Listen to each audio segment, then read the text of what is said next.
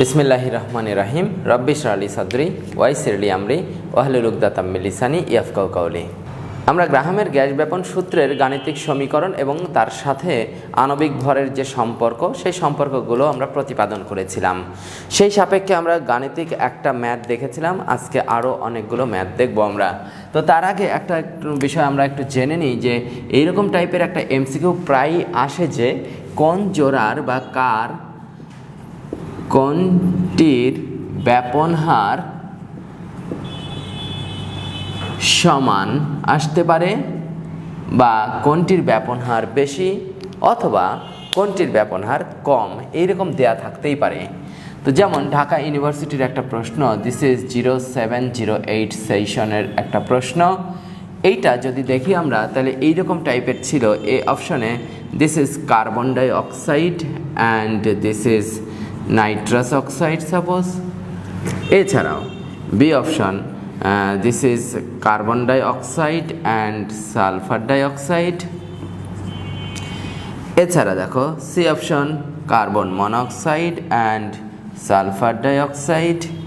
And D অপশন আমরা যদি দেখি nitrogen and this is oxygen.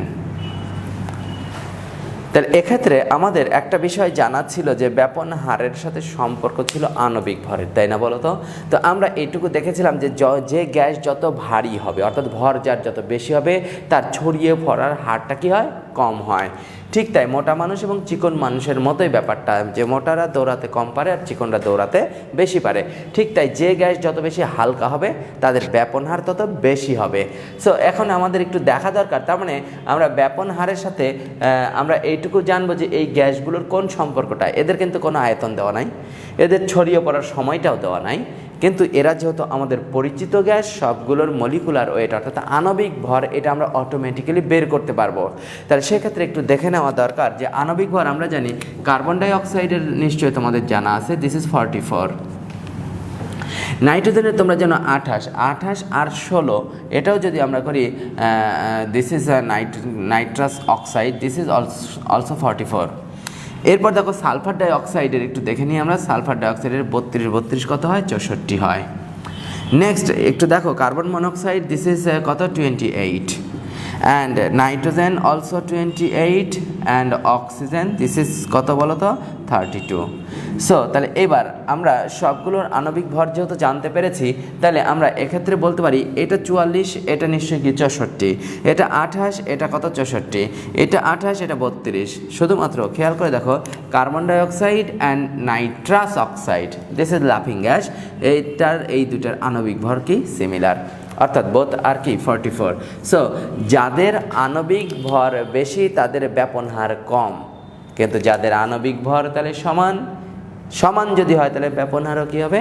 সমান হবে। তাহলে সেক্ষেত্রে আমরা অ্যান্সারটা কি ব্যাপন হার সমান কোনটা? তাহলে এই অপশনটাই হবে আমাদের কি সঠিক উত্তর। তাহলে এক্ষেত্রে আমাদের খেয়াল রাখার বিষয়, যেমন আংশিক চাপ কার বেশি কার কম, এটার জন্য যেমন আমরা মোল সংখ্যা বা মোল ভগ্নাংশ দেখেছিলাম, ব্যাপনের জন্য আমাদের কি করতে হবে? আণবিক ভর দেখতে হবে, নয়তো সময় দেখতে হবে, নয়তো আমাদের কি ঘনত্ব দেখতে হবে। কিন্তু যেহেতু এদের কোনো ঘনত্ব বা কোনো সময় ছড়িয়ে পড়ার সময়টা দেয়া নাই, যে আমাদের আণবিক ভর পরিচিত, তাই আণবিক ভর দেখেই কিন্তু আমরা এখান থেকে ব্যাপনের রেট নির্ণয় করতে পারবো। আচ্ছা, এখানে প্রশ্নটা একটু খেয়াল করো যে নির্দিষ্ট তাপমাত্রা ও চাপে সম আয়তনের, অর্থাৎ একই পরিমাণ অক্সিজেন গ্যাস অপেক্ষা নাইট্রোজেন গ্যাস কত গুণ বেশি ব্যাপিত হবে, অথবা এটাও বলা থাকতে পারত যে অক্সিজেন গ্যাস অপেক্ষা নাইট্রোজেন গ্যাসের ব্যাপন হার বের করো, অথবা এরকম বলা যেতে পারে যে অক্সিজেন অপেক্ষা নাইট্রোজেন কি হারে ব্যাপিত হবে। তো সেই ক্ষেত্রে আমরা যদি এরকমটা বের করতে চাই, দেখো এইটা আমাদের একটা গাণিতিক টার্ম, বাট এখানে কিন্তু ম্যাথামেটিক্যালি কোনো কি ডেটা দেওয়া নাই।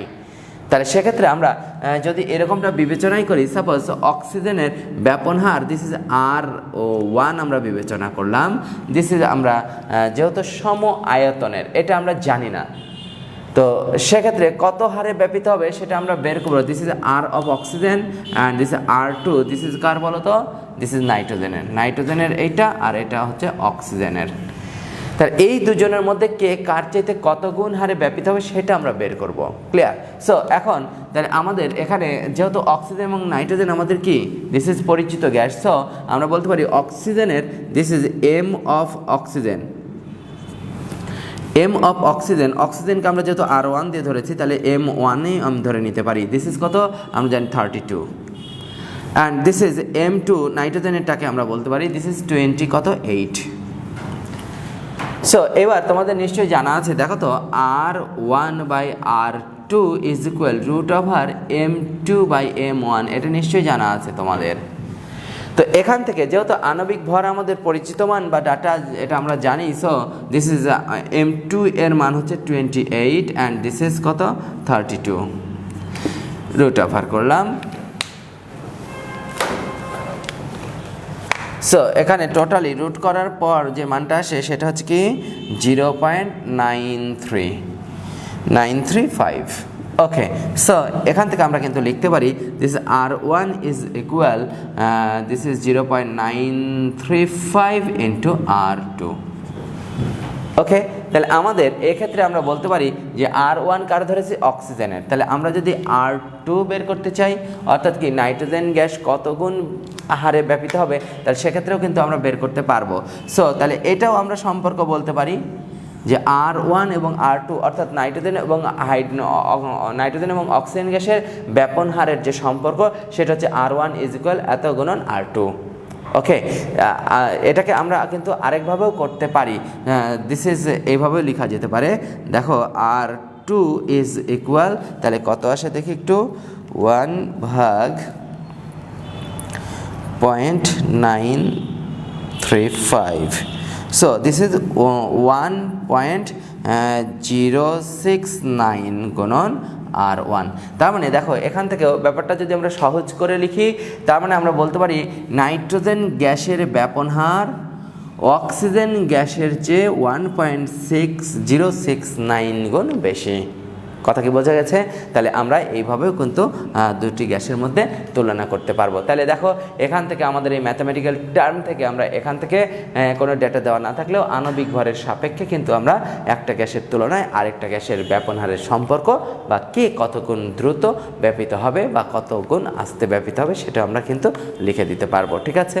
ওকে, আচ্ছা এখানে আমরা এইটুকু বলতে পারি, দেখো দুটি গ্যাস, একটা হচ্ছে দিস ইজ আমরা বলতে পারি এটা অ্যামোনিয়া গ্যাস, অ্যান্ড আরেকটা চেম্বারে যেটা আছে সেটা মনে করো হচ্ছে একটা অজানা গ্যাস যার পরিচয় জানি না আমরা।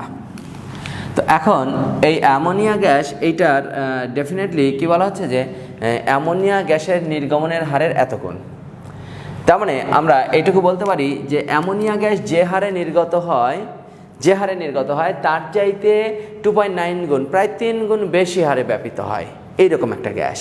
সো তাহলে অ্যামোনিয়ার আমরা যদি ধরে নিই this is R1 is equal R যদি ধরে নিই, তাহলে এই অ্যামোনিয়া গ্যাসের চেয়ে সে 2.9 গুণ বেশি হারে নির্গমন হয়।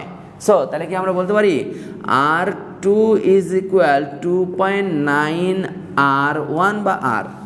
ওকে, তাহলে এখানে যে সম্পর্কটুকু বলেছে এটা উল্টাপাল্টা করে ফেললে কিন্তু তখন তোমার মানটা উল্টাপাল্টা আসবে যে কে কার চাইতে কত গুণ হারে ব্যাপিত হচ্ছে।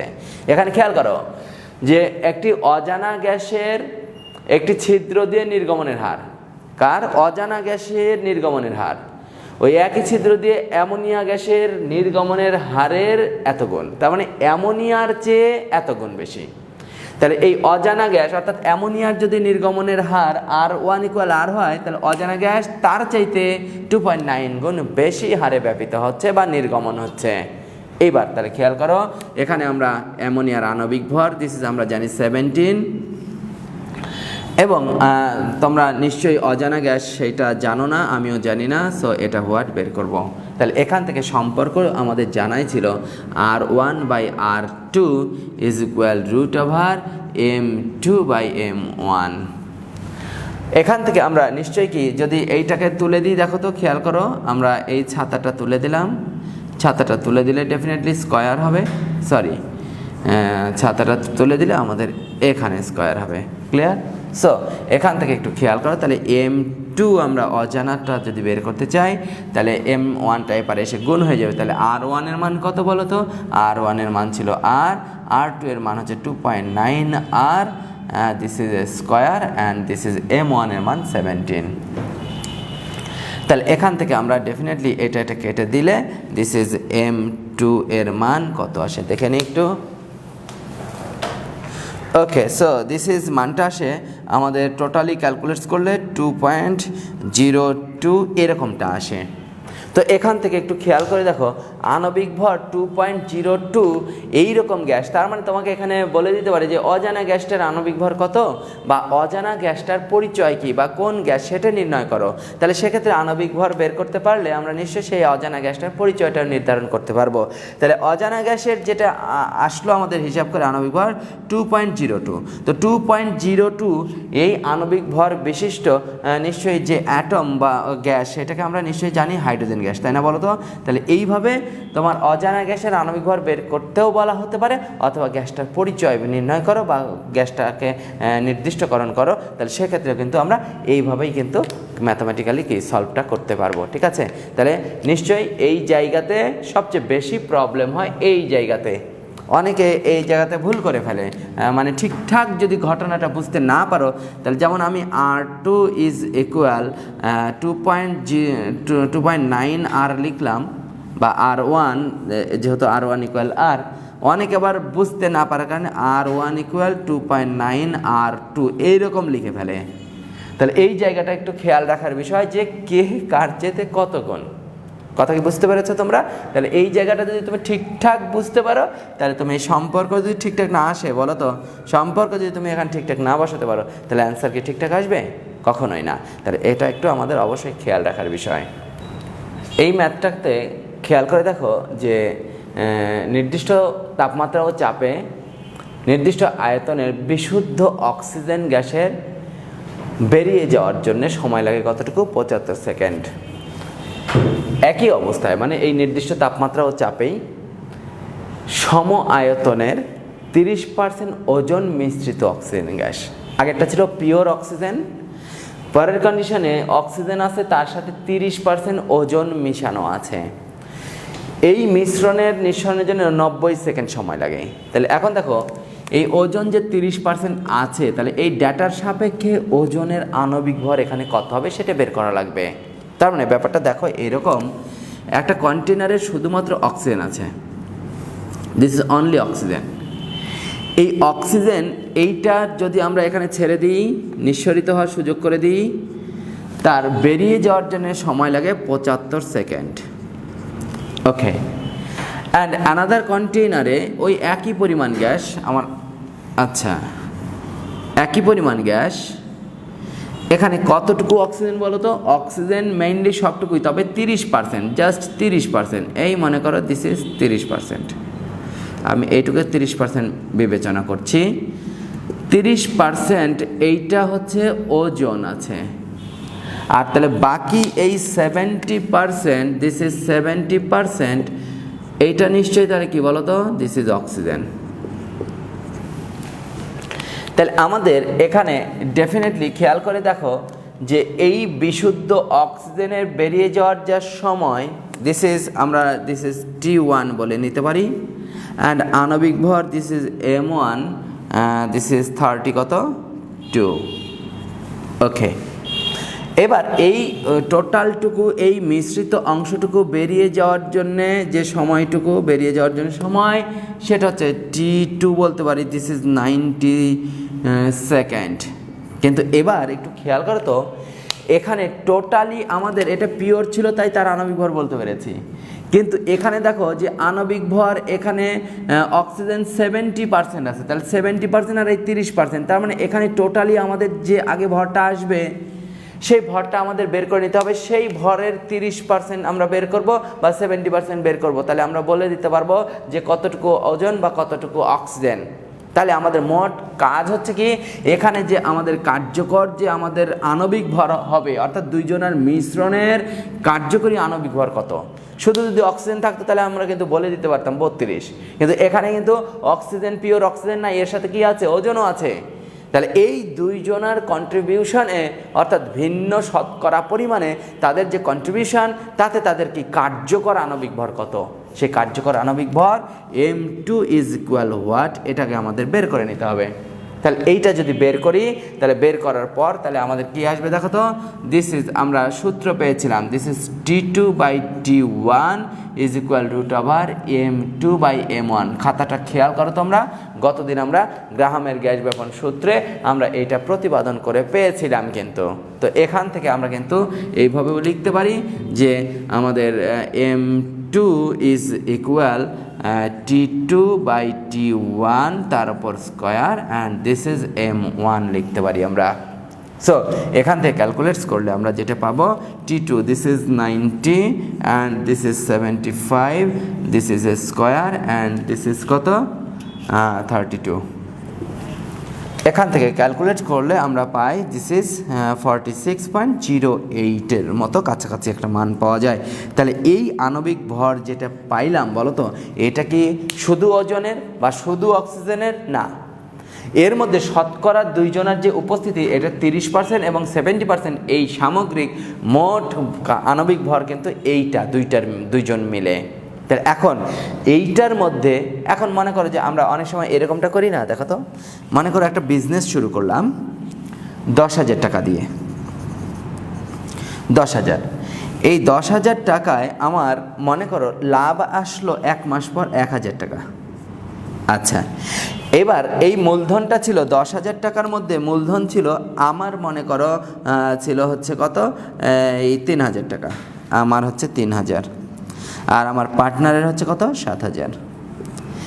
এখন দুইজন খুব বন্ধুত্ব ভালো, আমরা কি করব, এই লাভের যে টাকা সেটাকে কি 2 দিয়ে ভাগ করে 500 টাকা করে বাড়িতে নিয়ে যাব? আমি 500 টাকা নিয়ে গেলে কিন্তু আমার বাড়িতে কিন্তু খুশি হবে, কিন্তু এর বাড়িতে কিন্তু ঝাঁটাপিটাও করতে পারে, কথা ঠিক কিনা? কারণ হিসাব নেবে, তুমি যে হারে দিয়েছো তুমি সে হারে লভ্যাংশ তো পাওয়ার কথা, কিন্তু তুমি কেন এখানে 50-50 করলা? তাহলে ডেফিনেটলি আমাদের কি যেমন দেব তেমন নেব, যেমন হারে দেব আমি তেমন হারে কি লভ্যাংশ নেব। তার মানে আমি 10,000 টাকার মধ্যে যদি আমি 3,000 টাকা দিই, তাহলে আমার মূলধন দিস ইজ এখানে 30%, আর আমার পার্টনারের মূলধন কত 70%। তাহলে লভ্যাংশটাও ডেফিনেটলি কি 30% আর কি 70%-এর আলোকেই হওয়া উচিত নয়? তাহলে সেক্ষেত্রে কী আসবে, এই 1,000 টাকাকে যদি আমরা 30%-এ করতাম, তাহলে ডেফিনেটলি এখান থেকে আসতো 300 টাকা।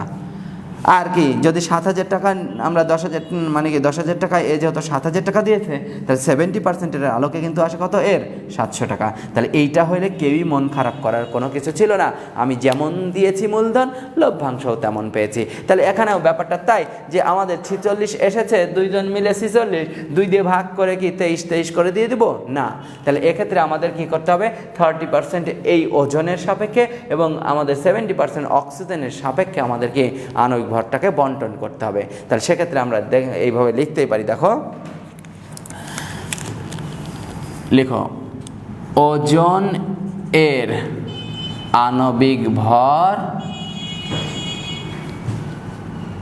কত পার্সেন্ট, টোটাল আণবিক ভর যেটা আমরা পাবো সেটা ওজন এর কত 30% প্লাস অক্সিজেন এর আণবিক ভর 70%। তাহলে এইটা লিখলাম, তাহলে এই 30% আর 70% এই দুজনের কার্যকরী ভর কত আসলো বলো তো? কার্যকরী ভর পেলাম আমরা, দিস ইজ 46.08। তাহলে এবার আমাদের অক্সিজেনের আণবিক ভর আমরা জানি, কিন্তু এই ডেটার সাপেক্ষে ওজনের আণবিক ভর বের করতে বলা হয়েছে অজানা হিসেবে। সো ওজনের আণবিক ভরকে আমরা ধরে নিচ্ছি, দিস ইজ এক্স ধরে নিলাম। তাহলে এক্স, ওজনের আণবিক ভর কত ধরলাম, এটাকে বের করবো আমরা এক্স। তাহলে এক্স এর মানে কি গুণ না বলো তো, 30% মানে 30/100 যোগ, এবার অক্সিজেনের আণবিক ভর কত 32, তাহলে 32 এর মানে গুণ 70% মানে 70/100 অ্যান্ড টোটালি সেই সংযুক্তি এই মিশ্রণটাই কত 4608 এই আণবিক ভরের। তাহলে এখান থেকে আমরা যদি সমাধান করি, সমাধান করলে ডেফিনেটলি এখান থেকে এক্সের একটা মান পাবো আমরা।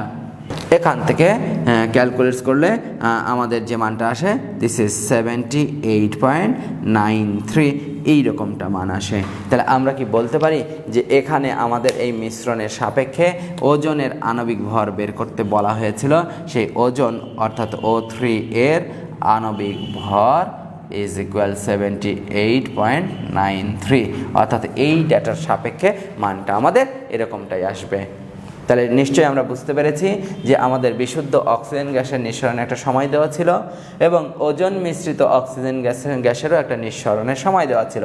তো সেক্ষেত্রে এই মিশ্রণের টোটাল আমাদের কি এটার আণবিক ভর বিশুদ্ধ অক্সিজেনের আমরা জানতে পেরেছিলাম বা জানি আগে থেকে, কিন্তু আমাদের এই মিশ্রণের সাপেক্ষে অক্সিজেন এবং ওজোনের আমাদের কার্যকর এখানে আণবিক ভর কত সেটা আমরা বের করে তারপরে কে কতটুকু আছে, ওজোন আছে 30% আর অক্সিজেন আছে 70%, তাহলে এই আণবিক ভরটাকে আমরা বন্টন করে দিলাম কিসের সাপেক্ষে, আমাদের কি 30% এটা এক্সের অর্থাৎ ওজনের সাপেক্ষে 30% আর 32-এর সাপেক্ষে কি 70%, সেখান থেকে ক্যালকুলেট করে আমরা আণবিক ভর কত পেলাম 78। এটা কার বলো তো, দিস ইজ ওজনের আণবিক ভর। তাহলে এইভাবে আমরা নিশ্চয়ই কি দুটি আলাদা সংযুক্তির যদি গ্যাস মিশ্রিত থাকে সেখান থেকেও কিন্তু আমরা এইভাবে অজানা গ্যাসের আণবিক ভরটা ক্যালকুলেট করতে পারবো। আমরা একটা সৃজনশীল নমুনা প্রশ্ন দেখতেই পারি, কারণ আমরা যতদিন থেকে পড়ছি এই পরিবেশ রসায়ন সেই অংশের মধ্যে সবচেয়ে বেশি পরিমাণে সৃজনশীল প্রশ্ন আসে এই টপিকস থেকে। তাহলে দেখো এই সৃজনশীল টপিকসে আমাদের ডেফিনেটলি এখানে দুটো বিষয়কে কিন্তু আমাদের হাইলাইটস করা হয়েছে। এক, 30 ডিগ্রি সেলসিয়াস তাপমাত্রায় এ ও বি গ্যাসের মিশ্রণের মোট চাপ কত। তাহলে মোট চাপ নির্ণয়ের নিশ্চয়ই গ্যাস মিশ্রণের মোট চাপ নির্ণয় আমরা জানি ডাল্টনের আংশিক চাপ সূত্র, তাই না বলো তো। আবার দেখো পরের যে ঘ নম্বর প্রশ্নে বি এবং সি এর মধ্যে কোনটি অধিকারে ব্যাপিত হবে, তার মানে গ্রাহামের গ্যাস ব্যাপন সূত্র। তার মানে দেখো এখানে যে আমাদের একটা সৃজনশীল প্রশ্ন থেকে দুজন বিজ্ঞানীর যে থিমগুলো সেই থিমগুলো জানতে চাওয়া হয়েছে। তার মানে কি আমাদের একই সাথে শুধু গ্রাহামের গ্যাস ব্যাপন সূত্র এটাও প্রশ্নে দেওয়া থাকতে পারে বা চাইতে পারে, আবার কি ডাল্টনের আংশিক চাপ সূত্রও বলা থাকতে পারে। আবার এমনও হতে পারে যে একই গ্যাস সমূহের ডেটাগুলো দিয়ে আমরা মিশ্রণের মোট চাপও জানতে চাইতে পারি, অথবা কি ব্যাপন হারের তুলনাও কিন্তু জানতে চাইতে পারি। ফলে তোমাকে কী রাখতে হবে, দুটি বিষয়ে আমাদেরকে একটা কম্বিনেশান এবং কি ধারণা রাখতে হবে। সো তাহলে এবার একটু দেখো আমাদের কিন্তু ডেটাগুলো এখানে দেওয়া আছে, একটা বিষয় খেয়াল করার বিষয় দেখো এখানে যদি কোনো তাপমাত্রা উল্লেখ করে না দিত, দেখো বোঝার বিষয় আছে, এইটা 30 ডিগ্রি, এটা না বলে যদি শুধু বলতো যে এ এবং বি গ্যাসের মিশ্রণের মোট চাপ কত হবে, সো এখানে একটা আমাদের থিম করলেই হয়ে যেত। কিন্তু এটা আবার দেখো যে এরা 25 ডিগ্রি সেলসিয়াস তাপমাত্রায় যে চাপটা দিবে আমার ডেফিনেটলি এটা কি 30 ডিগ্রি সেলসিয়াস তাপমাত্রায় নির্ণয় করতে হবে। তাহলে এখন ডাল্টনের আংশিক চাপ সূত্র অনুসারে গ্যাস মিশ্রণের মোট চাপ নির্ণয়ের যে সূত্র আছে সেটা যদি আমরা কাজে লাগাই, তার আগে দেখো যে এখানে কি কি দেয়া আছে। দেখো তো এখানে আমাদের প্রথম গ্যাসটার জন্য আমরা বলতে পারি এইটাকে 1 বা এ দিয়েও বলতে পারি, এটাকে বি বা 2 দিয়ে বলতে পারি। সো দেখো আমরা দিস ইজ প্রথম গ্যাসের ক্ষেত্রে V1 যদি বলি 2 লিটার বলতে পারি। দিস ইজ ভর, দিস ইজ ভর আমাদের এখানে কাজে লাগবে না আংশিক চাপের ক্ষেত্রে, এখানে চাপ দিয়ে আমরা কাজ করছি। দিস ইজ P1 কত 750 মিলিমিটার পারদ-চাপ।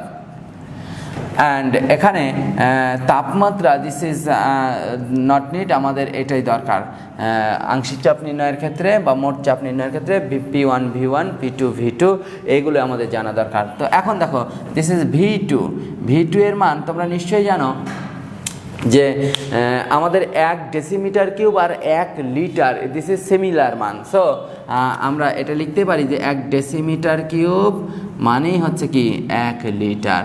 অ্যান্ড দিস ইজ এখানে P2 এর ভ্যালুয়েশনটা দেখো, P2 এর ভ্যালুয়েশনটা দিস ইজ সিমিলার কন্ডিশনে নাই, এটা মিলিমিটার পারদ-চাপে দেওয়া আছে কিন্তু এটা কিলো প্যাসকেলে দেওয়া আছে। তাহলে সেক্ষেত্রে তোমাদের নিশ্চয়ই এখানে কনভার্ট করা জানতে হবে, তাই না বলো তো। তাহলে আমরা এই কিলো প্যাসকেল থেকে যদি আমরা মিলিমিটার পারদ-চাপে যেতে চাই তাহলে একটা বিষয় দেখো যে আমরা সম্পর্ক জানা ছিল 1 ATM সমান 760 মিলিমিটার পারদ-চাপ, এরকমটা ছিল। এইটা সমান হচ্ছে 101.325 কিলো প্যাসকেল ছিল, মনে পড়ে। তাহলে 101.325 কিলো প্যাসকেল সমান যদি 760 মিলিমিটার পারদ-চাপ হয় তাহলে আমরা ডেফিনেটলি এখানে কত বসাবো বলো তো, আমার দেওয়া আছে 150 কিলো প্যাসকেল সমান কি আসবে 100, দিস ইজ কত বলো তো, দিস ইজ কত আসে তাহলে, দিস ইজ 1125.0 0.09 মিলিমিটার পারদ-চাপ। ওকে, তাহলে আমরা এক্ষেত্রে তাহলে এক কথায় আমরা বসাতে পারবো দিস ইজ কত আছে দেখো তো 150 কিলো প্যাসকেল। তার মানে 150 এটা কনভার্ট করে আসলো কত, দিস ইজ 1125.09 মিলিমিটার পারদ-চাপ।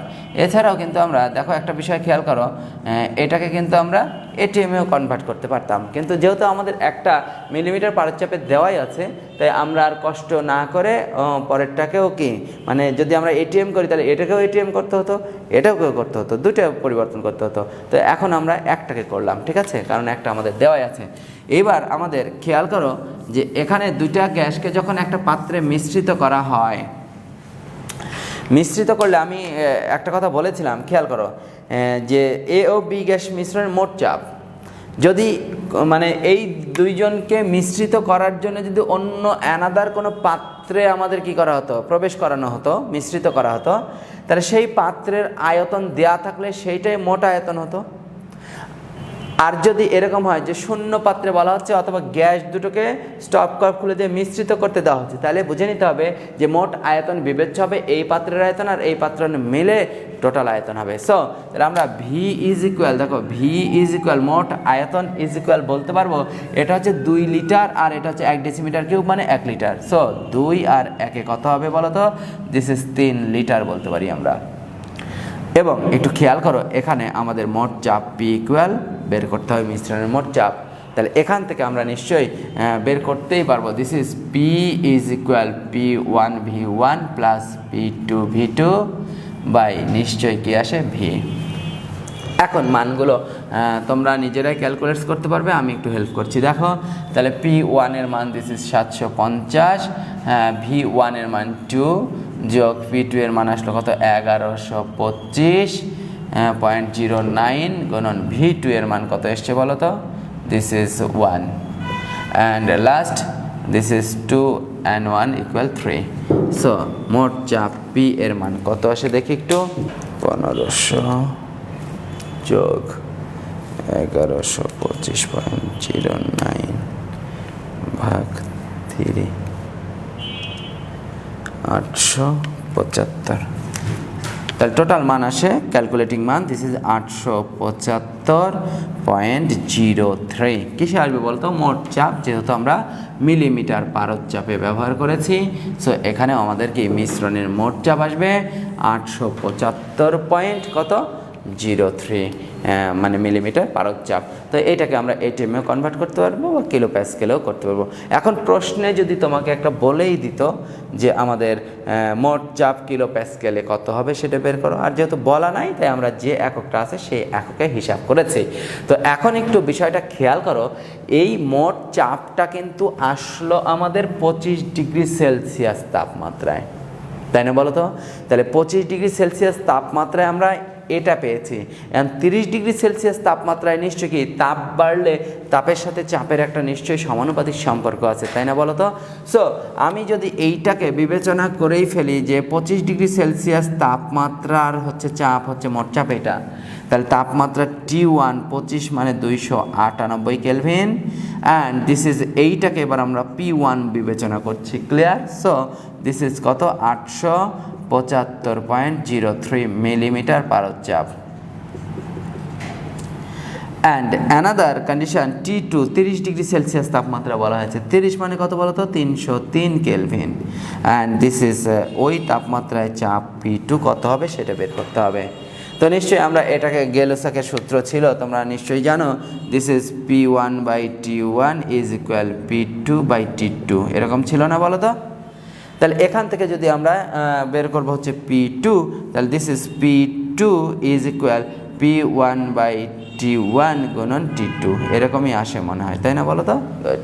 সো তাহলে এখান থেকে মানটা একটু ক্যালকুলেট করে নিই। P1 এর মান আসলো দিস ইজ 875.03 বাই T1 এর মান 298 গুণন T2 এর মান হচ্ছে 303।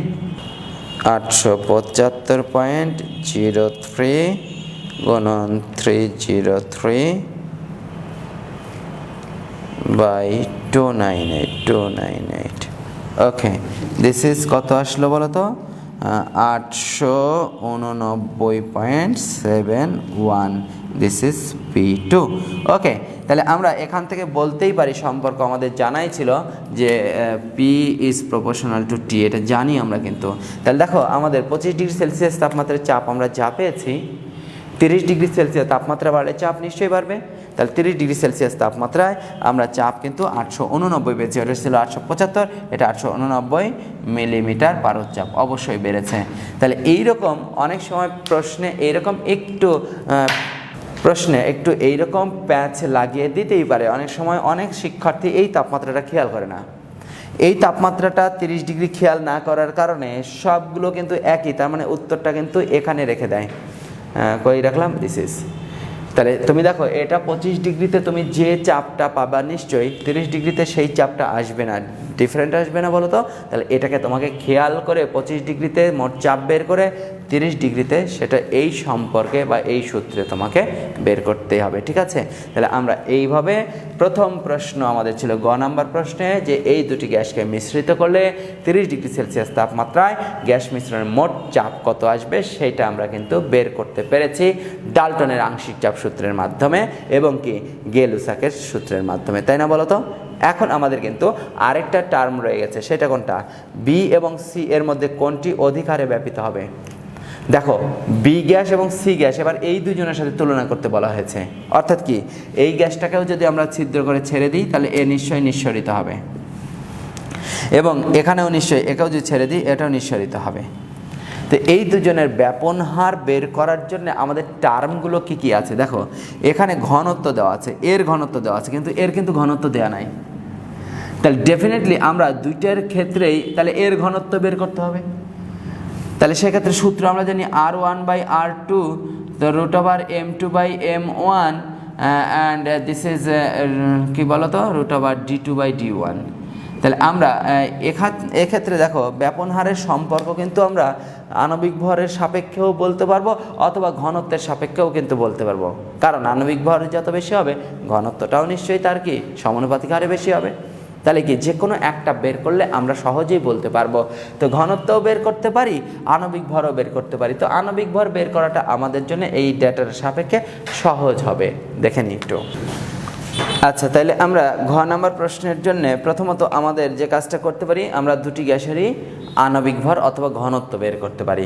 তো এখন এখানে আমরা এই ডেটার সাপেক্ষে যদি আণবিক ভর বের করতে চাই তাহলে তোমরা নিশ্চয়ই আদর্শ গ্যাসের সমীকরণ যেটা ছিল সেটা তোমরা জানো, PV = nRT, সেটা সূত্র জানো।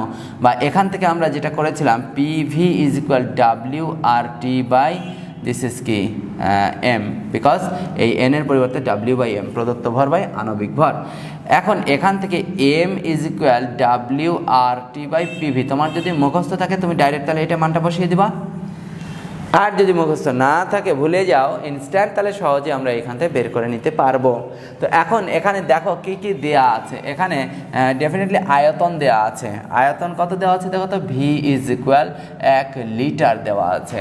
সেই সাপেক্ষে প্রদত্ত ভর W = 2.21 গ্রাম দেওয়া আছে। অ্যান্ড দিস ইজ আমরা টেম্পারেচার, দিস ইজ 298 কেলভিন দেওয়া আছে। অ্যান্ড চাপের মান এটাকে আমরা আর এর মান যেহেতু লাগবে তাহলে চাপ P এটাকে আমরা ATM এ কনভার্ট করি, কারণ আমরা লিটার অ্যাটমসফিয়ার এককে আমাদের সহজ হবে, বিকজ এখানেও কিন্তু ATM এ মানটা দেওয়া আছে। তাহলে সেক্ষেত্রে দেখো যে 101.325 কিলো প্যাসকেল সমান হচ্ছে কত 1 ATM। সেই অনুযায়ী তোমাকে যদি বলা হয় 150 কিলো প্যাসকেল সমান কি আসবে দেখো তো, 150/100 1.325। সো কি আসে দেখো তো, 150/100 1.325 1.48 ATM শামসুজ্জামান। সো আমরা 1.48 অ্যাটমসফিয়ার এই মানটা লিখলাম। সেই সাপেক্ষে এবার আর এর মান কিন্তু ফটাফট বলে দিতে পারবো, 0.082 0.21 litre ATM per kelvin per mole, তাই না বলো তো? ওকে, তাহলে আমাদের মোটামুটি সবগুলো মানই পেয়েছি আমরা। ডাব্লিউ এর মান পেয়েছি, টি এর মান পেয়েছি, আর এর মান, পি এবং ভি।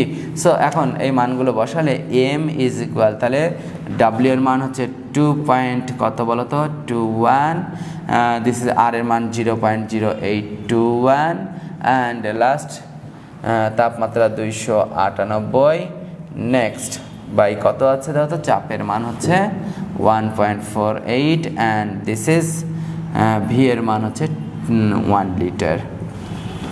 সো কত আসে দেখি, 2.21 গুণন 0.0821 গুণন 298 ভাগ 1.48, সো 36.53।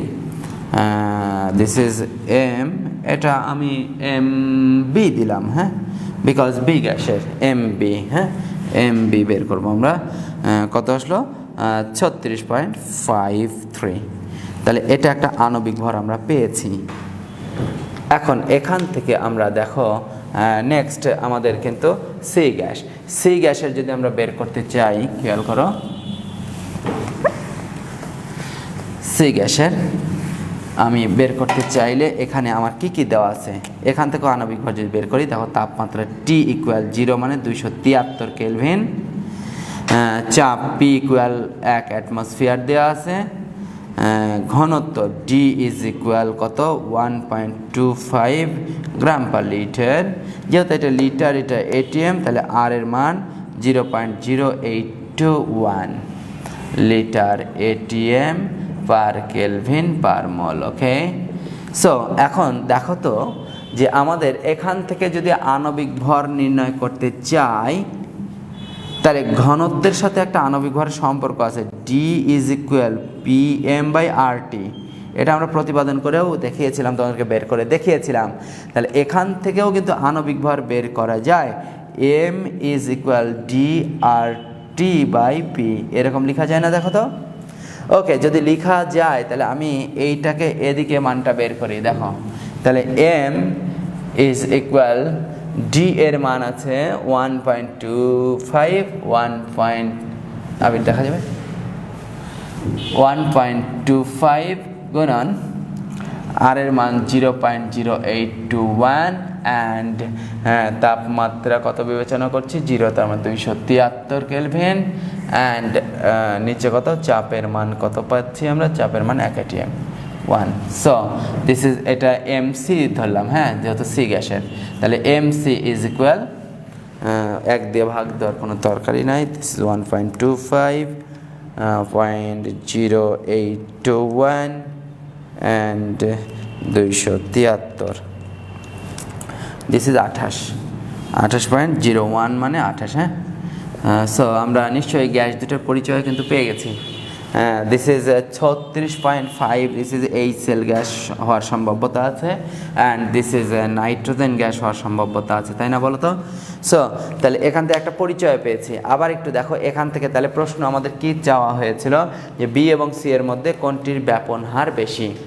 তাহলে আমরা সম্পর্ক যেহেতু জানি, আণবিক ভর যার যত বেশি হয় তাহলে এম বি এর বেশি, আণবিক ভর এম বি এর বেশি এম সি এর চেয়ে, তাই না বলো তো? আণবিক ভর যার যত বেশি, ব্যাপন হার তার তত কম। তাহলে কিন্তু আমরা এক্ষেত্রে লিখতে পারবো যে আর বি দেন আর সি, তার মানে কি সি এর ব্যাপন হার বি এর চেয়ে বেশি। এখন যদি এখানে তোমাকে প্রশ্ন করতো এইরকম, দেখো কোনটির ব্যাপন হার বেশি এটা জানতে চেয়েছে, বলে দিলাম, কিন্তু যদি বলা হতো কত গুণ বেশি, কত গুণ বেশি, তাহলে কিন্তু তোমাকে আর একটু এক্সট্রা কাজ করতে হতো। এক্সট্রা কাজ কি বলো তো? দিস ইজ, আমরা জানি যে আর 1/r2 ইজ ইকুয়াল √m2/m1, এটা জানি না বলো তো? জানি নিশ্চয়ই। তাহলে সেই সাপেক্ষে আমরা যদি মানগুলো বসিয়ে দিই, বা এটা যদি আমরা বলি R B by R C, this is M C by M B. So এখান থেকে আমরা মানগুলো বসিয়ে দিলে নিশ্চয়ই এখানে একটা মান পাওয়া যাবে। দেখি R B by R C is equal root over M C এর মান কত পেলাম দেখো তো 28 অ্যান্ড এম বি এর মান হচ্ছে 36.5। সো দিস ইজ 28 ভাগ 36.5, দিস ইজ রুট। সো 0.876।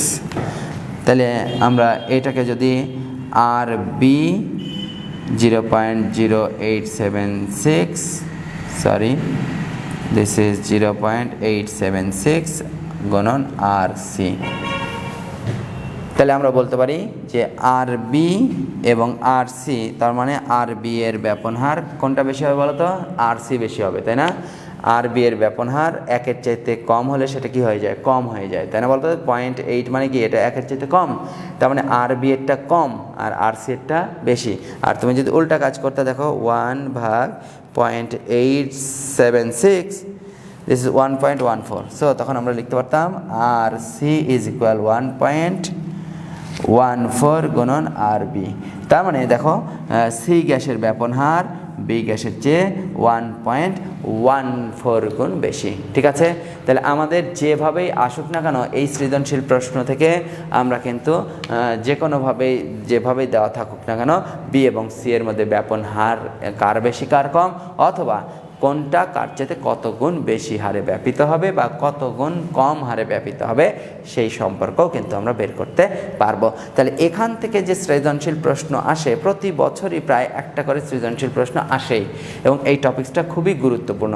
তাহলে আমাদের যদি ডাল্টনের আংশিক চাপ সূত্রের মূল থিমটুকু আমরা জানতে পারি, অর্থাৎ জানা থাকে, অর্থাৎ দুটি গ্যাসকে মিশ্রিত করলে মিশ্রিত গ্যাসের চাপ নির্ণয়ের যে থিমটুকু, সেক্ষেত্রে শুধুমাত্র একটা বিষয় এখানে খেয়াল করার আছে। গ্যাস দুটোকে যখন মিশ্রিত করা হচ্ছে, স্টপকর খুলে দিয়ে ওই দুটো পাত্রের মধ্যেই গ্যাস যখন যাতায়াত করে বা মিশ্রিত হয়, সেক্ষেত্রে আয়তনের একটা ব্যাপার থাকে, অথবা কোনো একটা আলাদা কন্টেনারে গ্যাস দুটিকে যখন শিফট করানো হয় নির্দিষ্ট আয়তনের, তখন মোট আয়তনটা কত হয়, এই বিষয়টাই ছিল জটিল। অর্থাৎ স্টপকর খুলে দিয়ে যদি মিশ্রিত করতে দেওয়া হয় তাদেরকে আয়তন তখন এক ধরনের হয়, আর যদি নির্দিষ্ট একটা আয়তনের পাত্রে তাদেরকে মিশ্রিত করতে দেওয়া হয় তখন মোট আয়তন কিন্তু ওই নির্দিষ্ট আয়তনের পাত্রের সমান হয়। তাহলে এই বিষয়টা যদি ক্লিয়ার থাকে তাহলে তুমি ভালো মতো করতে পারবে।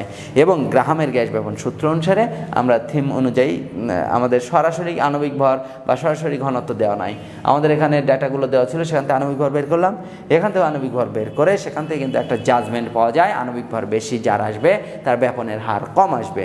সেটা প্রিলিমিনারি আমরা কিন্তু এরকম প্রশ্ন আসলে সরাসরি বলে দিলাম। আবার কখনো কখনো এরকমটা জানতে চাওয়া হয় যে কার তুলনায় কে কত গুণ বেশি হারে ব্যাপিত হবে বা কম হারে ব্যাপিত হবে, তখন আমাদের কিন্তু এই লাস্ট পর্যন্ত এইভাবে তুলনা করে দেখাতে হবে। তো প্রিয় শিক্ষার্থী, আমরা এই টপিকস পর্যন্ত তোমাদের যে ধরনের প্রশ্ন, গাণিতিক সমাধান যা দরকার ছিল আমি মোটামুটি দেওয়ার চেষ্টা করেছি। বইয়ে আরও অসংখ্য উদাহরণ দেওয়া আছে, তাহলে সেই উদাহরণগুলো তোমাদের কিন্তু প্র্যাকটিস করে নিজেদেরকে উন্নতি করে নিতে হবে, ঠিক আছে? এবং আমাদের যে সৃজনশীল প্রশ্ন আসতেও পারে সেই রকম একটা নমুনা প্রশ্নও তোমাদেরকে দেখালাম। তো এইগুলো তোমরা ভালো মতো প্র্যাকটিস করো। বই এর অনুশীলনীতে বোর্ড কোশ্চেন অনুরূপ আরও বেশ কিছু প্রশ্ন দেওয়া আছে, তাহলে সেইগুলো নিজের উন্নতি সাধন কল্পে তোমাকেই কিন্তু প্র্যাকটিস করতে হবে, ঠিক আছে? তো আজকে এই পর্যন্ত, সবাই ভালো থাকো, সুস্থ থাকো, আল্লাহ হাফেজ।